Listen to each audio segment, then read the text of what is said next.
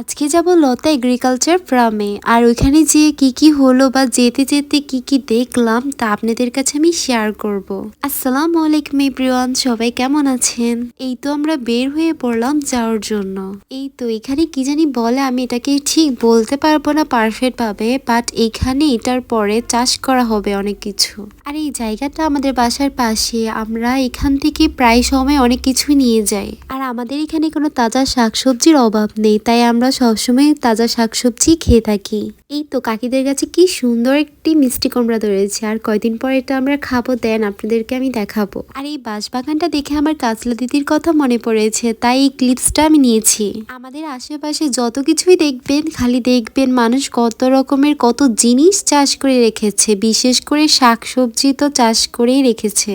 ওই দিন আমরা অনেক ঘুরে ঘুরে লতা এগ্রিকালচার ফার্মে গিয়েছিলাম, কারণ আমাদের সাথে একটি মেহমান গিয়েছিল, তাই ওনাকে ঘুরে ঘুরে সবকিছুই দেখাচ্ছিলাম। এই তো আমরা চলে আসলাম লতা এগ্রিকালচার ফার্মে। এসে দেখি মিষ্টি কুমড়া লাগেছে, সাথে দেখি শসা গাছও লাগিয়েছে, আর শসা গাছে অনেকগুলো শসা ধরেছে। আল্লাহ হাফিজ।